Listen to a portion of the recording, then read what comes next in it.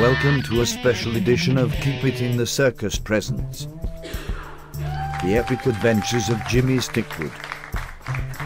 Brought to you by the good people at Franklin Stuff and More, and a financial donation by our rich Uncle Larry.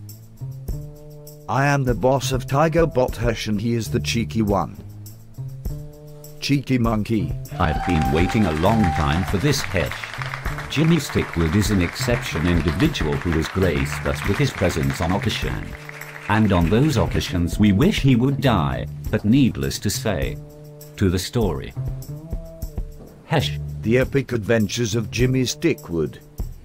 Episode 1. The Pilot. Somewhere, someplace, sometime. We all knew Jimmy Stickwood. The boy too stupid to fail. Alarm clock goes off in the background. No one stirs but Mrs. Reba Stickwood. Young Jimmy Stickwood does not move, however. The expression of an invalid who just shit his pants is on his face. Wake up. Jimmy, Jimmy, wake up. Jimmy does not move. Just then the phone rings. It's Jimmy's doctor, Dr. Van Nostrand. Mrs. Stickwood, I have some bad news for you. Mrs. Stickwood replied, "Oh my God, doctor. Is it AIDS?" "No," said the doctor. Horizontal ellipsis. Jimmy is a fucking derp. No, screamed Mrs. Stickwood.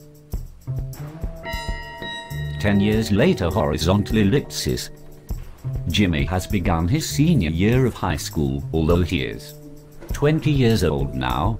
Jimmy has a constant erection because he sits behind Bukkake Becky in algebra class.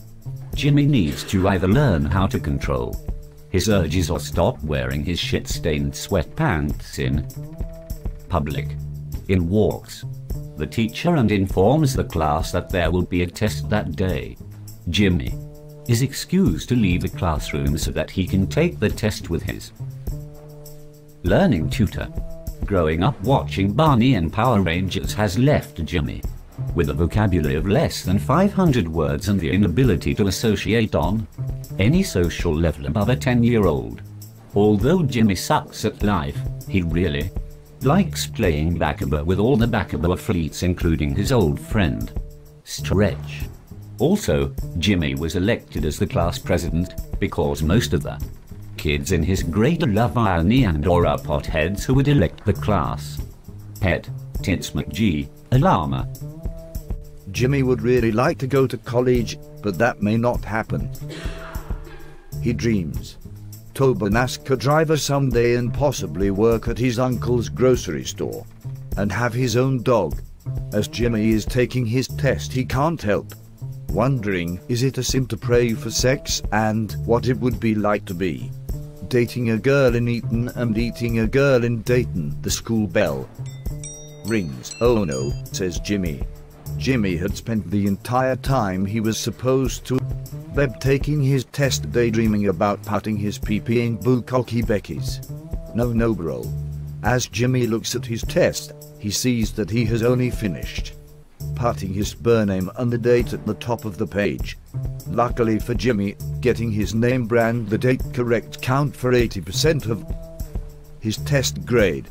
"Congrats, Jimmy," says his tutor. "You got a B-, which is better than average." Jimmy's day isn't over.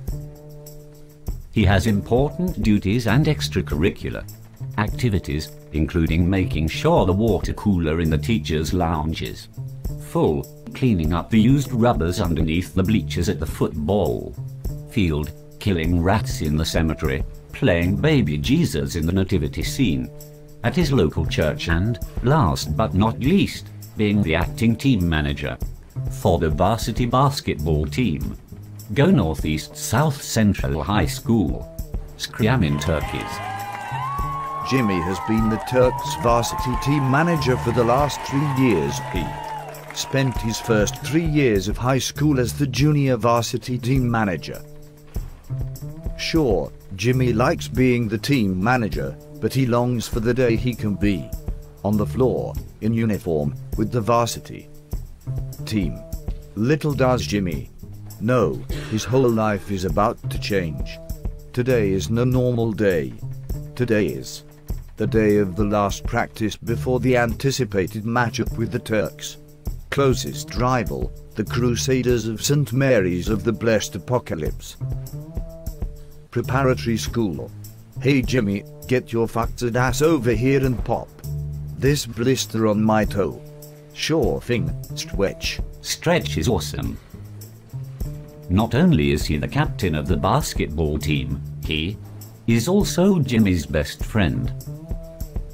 One time, Stretch ejaculated into Jimmy's water bottle before practice, and he didn't tell Jimmy until after practice, when Jimmy was standing in front of the whole cheerleader squad, nursing a long strand of spunk from his water bottle.